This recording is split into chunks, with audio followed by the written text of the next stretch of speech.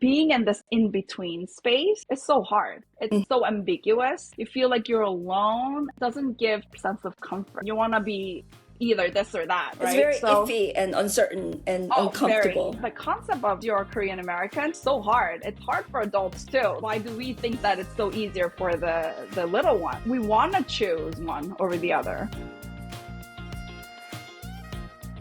Jiwon Yu is a 1.5 generation bilingual psychologist who focuses on the bicultural development. Welcome, Jiwon. I'm a licensed psychologist working with children and families. I'm based in New Jersey. A huge fan of your podcast. I just wanted to put that out there. I appreciate that. I mean, who would be a better guest than you, who are truly living out the 1.5 life, right? You and I both. Definitely. And it's ongoing. It's like identity development never stops. It's hard to find someone who could just get it when we say, I am so confused. I don't know if I am Korean American, or Korean. Everybody tells me something different.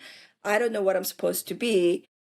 But I feel like somebody like you would totally get it. As soon as I say those things, you'll be like, yeah, I know what you're talking about. My personal journey of, finding my own bicultural identity, that really helped me become more curious about what other people's journey is like, and how we can have those kind of conversations more comfortably. We all have our reasons and stories why we do certain things, right?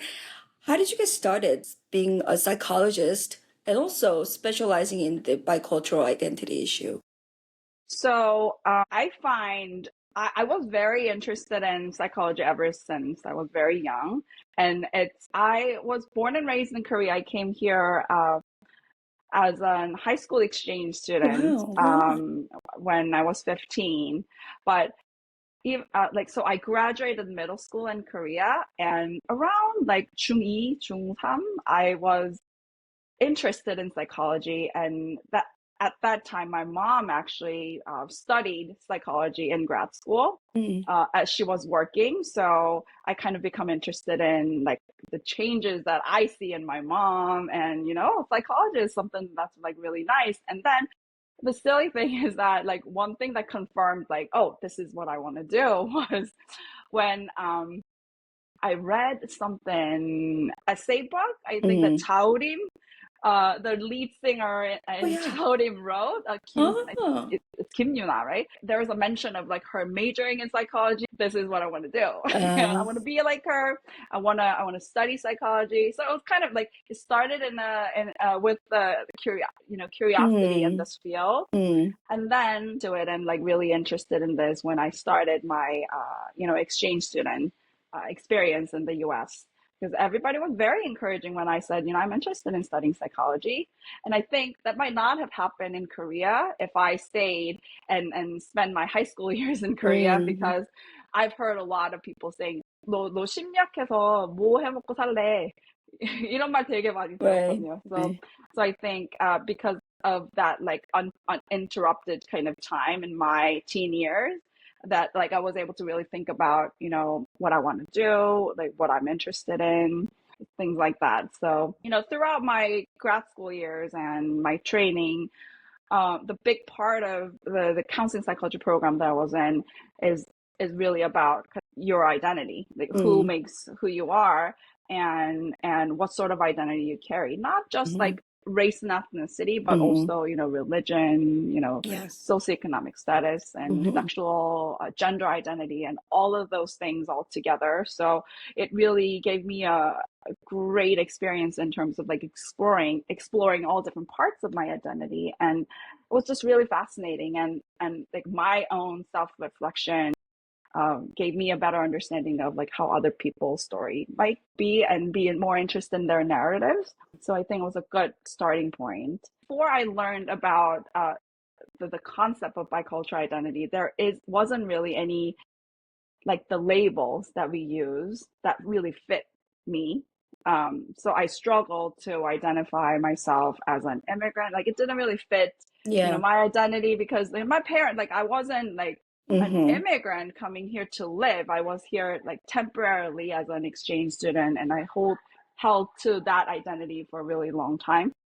And then I didn't really see myself as Korean American because I had like certain image in my mind that like Mm. how Korean American should be. And I wasn't like I that. wonder what that is. We can talk about that later. Yeah.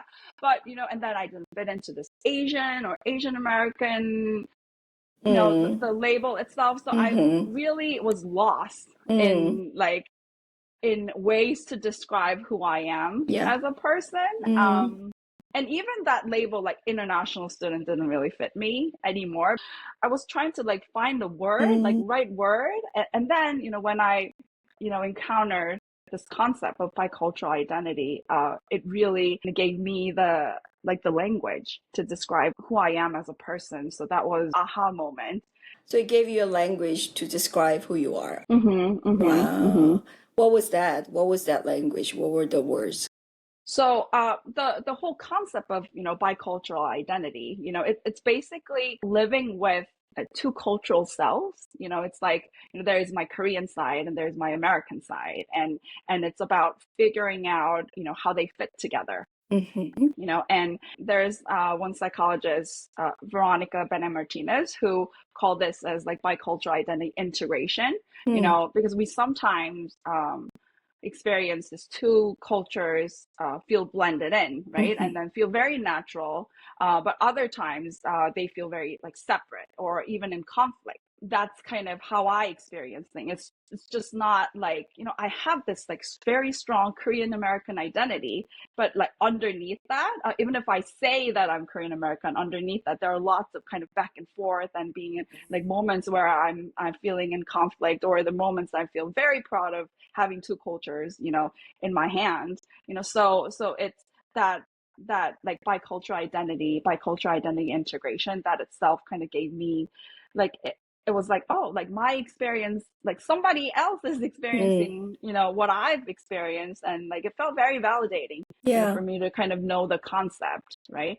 And also like different researchers talk about how bicultural identity integration has lots of, psychological benefits, more creativity, people can have, greater cognitive flexibility and like better at perspective taking, so people can be more empathic and things like that. And I feel like my like through my experience of bicultural identity development, I have become the person who genuinely curious about how other people would be like, and I was able to break the stereotypes of other many other things, including my own image of how Korean American should be or Asian American Yeah. is, things like that made me a better person because I was able to understand my experience better.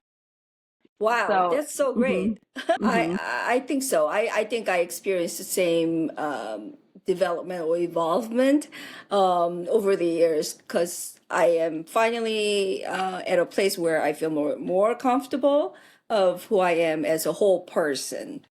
mm-hmm, So mm-hmm. that's really great. So much to talk about. This is really exciting. Definitely, definitely. Yeah, and I think this may come, I think, with age, with more experience, but definitely with more self-exploration, self-reflection, and be willing to be, vulnerable with yourself, and the process of understanding our own identity and being okay with nature of identity development, that it's ongoing, it's never done, Yes, yes, right? for sure. This is so exciting. This type of things get me excited. I love to talk Me about, too. Me too. That's yeah. why I love your work. Yeah, I mean, I hope to be able to share with more and more people. And like you said before, it is validating to know that, oh, yeah, other people have very similar experience, similar questions and thoughts about who we are, how we arrive at a place where we are, feeling somewhat comfortable about not only culturally, but who we are as a person, right? Like my teen years and like my 20s, it was all about like wanting to fit into either this or that culture, Right. wanting to fit in 100%. Yeah.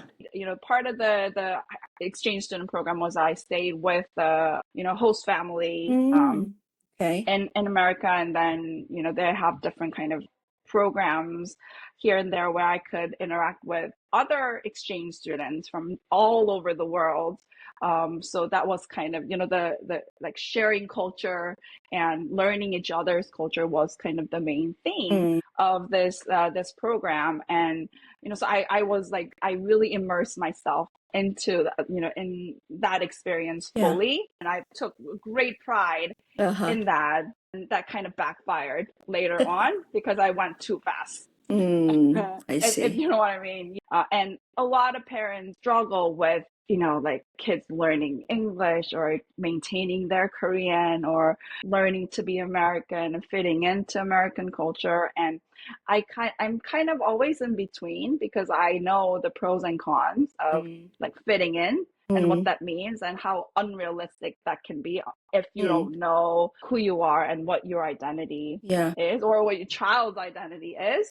There isn't, I feel like, a healthy assimilation when it comes to like if it takes like you kind of throwing away your home culture by going into a different culture. It's hard. It's very I feel like it has more cons than pros sometimes.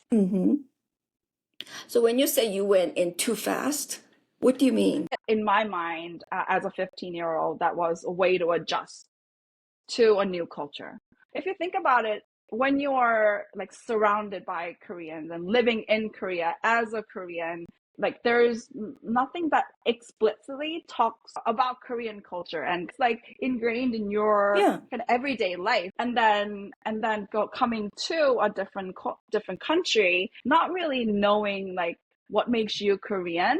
I felt like there was definitely a moment I detached myself from my Korean self. I had this Korean self, but then it's like no longer in use.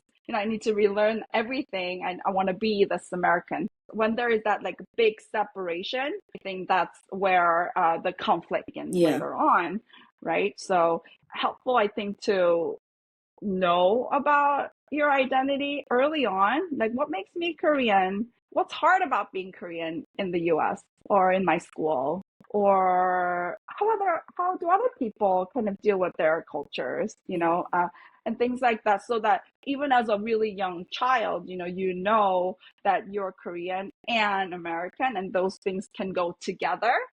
Right. But then when there's like a total separation, you are 100% Korean at home, and you are like, let's be 100% American at school. That's going to create a lot of, trouble and conflict later on. Right? Yes.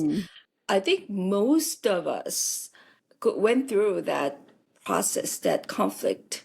And I see even now a lot of kids, in their developmental stages, maybe elementary and up, deny or detach themselves from Korean culture, right? They don't want to they don't have any association with Koreanness, Korean language, food, anything that kind of makes them stand out of the crowd. And I mean, for teenagers, that's like the most horrible thing that could happen to you, right? Standing out in the crowd. Do you feel like that's like a healthy and obvious developmental process that kids go through?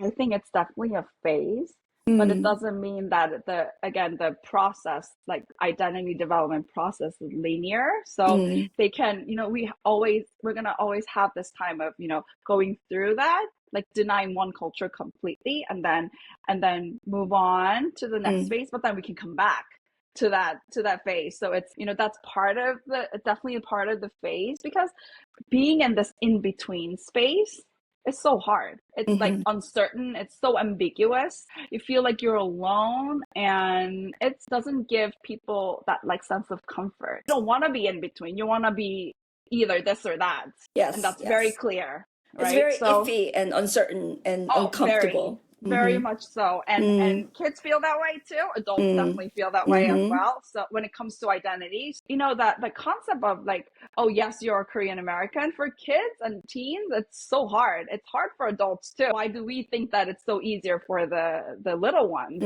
right? And we want to choose one over the other, because that's so clear and it gives clarity and you feel confident And Mm. it's easier because you can just like work on it. And that's what the society wants. That's what the society is used to. And that's about fitting in. So, choosing one over the other makes much, much more sense. Yeah. I had a guest who talked about like, and outside of her school, there were two trees. One was called Itaewon, and one was Uh-huh. called something else. And I didn't get the nuance, but she said the Itaewon tree is for the Korean Americans.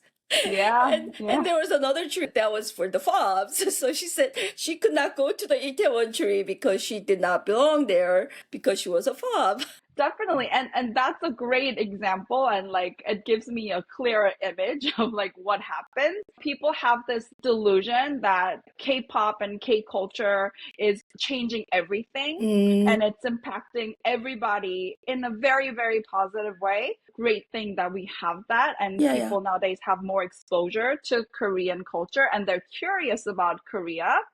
But, what if your child is not interested in music? What if your child is not interested in anime or K-pop and, things like that? Are they forced to then like Mm, that and to mm, be part of that, to be mm. part of Korean? Like, does it mean that they can really be themselves and be Korean in their own way? I don't think so, That's very right? interesting. Yeah, yeah. Yeah, and in general, I feel like it's very helpful. Mm, Yeah, that other people like in the general population has that exposure, but we can't like just feel like, oh, this is done. Identity issues, it's all over because of that. Because right. everybody has different stories and Yeah, different interests, yeah. and that's something that we just really need to pay attention to. Interesting that you say that because we think because of this K-pop, K-drama, K-food, K-whatever, this is all like so much better and everybody's aware and like the identity issue is much lesser of a crisis than it was before, but it may not be true to everybody. Depends. Yeah, it It depends. depends. When I first came to the States, and I think it was soon after I heard the term identity crisis. I guess first I didn't understand what that meant. And then as a middle schooler, I really didn't like people calling the newly immigrants and say that we have some sort of crisis. Well, I don't have any crisis. Why do you like refer to us and say you guys have identity crisis? Mhm. What is that? What does that mean, identity crisis? I think it's really part of that identity development process. Mm-hmm. When you feel like you're unsure, Mm, or you're in the process of being comfortable in that in between space, I think that's like we can call it as identity crisis.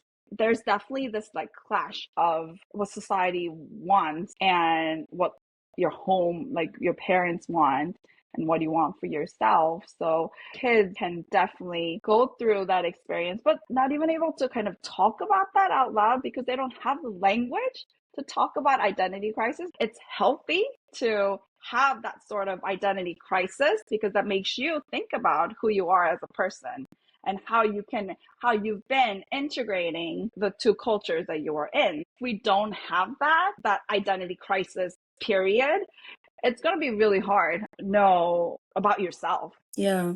I think it would be very, very helpful for people to really think about their all different kinds of cultural kind of Mm-hmm. influences they've Mm-hmm. had in their life and really kind of sit down and talk about like what that means for them and how those things made them who they are as a person.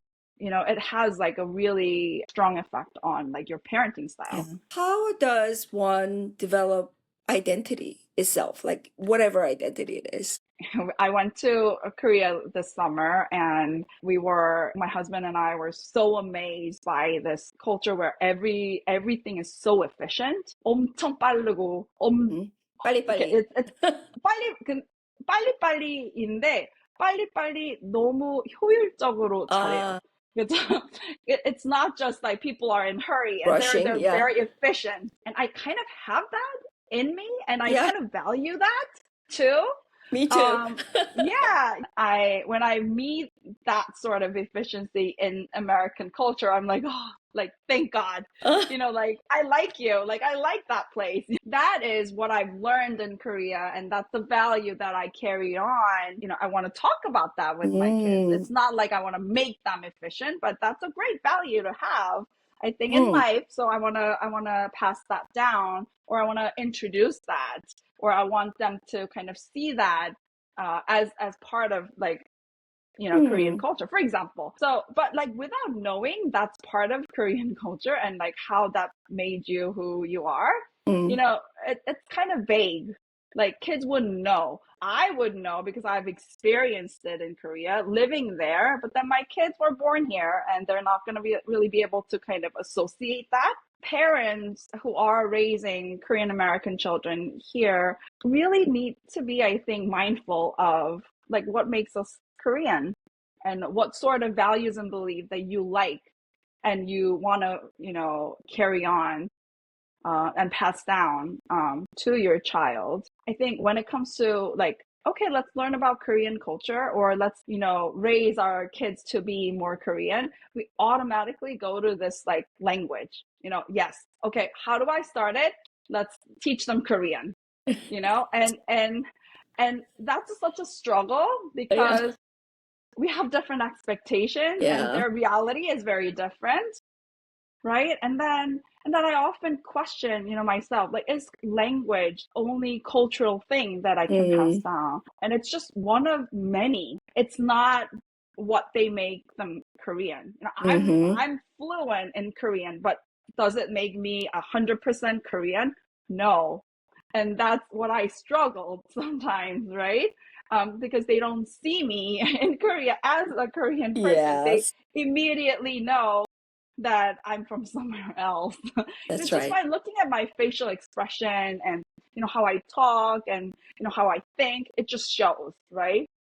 It's not just language. I feel sometimes lost when parents just really focus on teaching Korean and think of it as this is the way to go about raising my kids as Korean.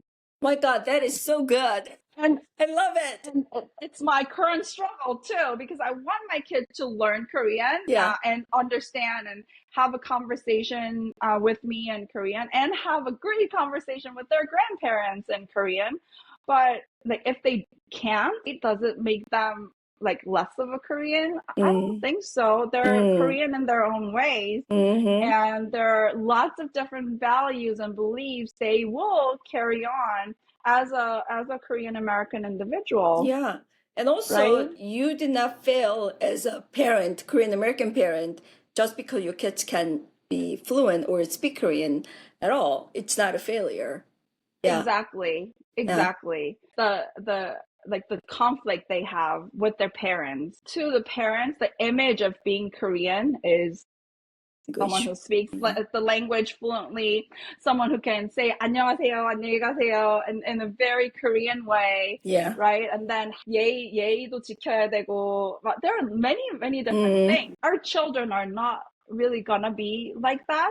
They're not living in Korea. Like, if we have this like certain image expectation, that's a gap that you're creating. The gap gets bigger and bigger over the years. Bigger and bigger. Related to this topic, actually, go watch the episode with Won Kyung-lee. We talked about the language development. That language it's not the only thing.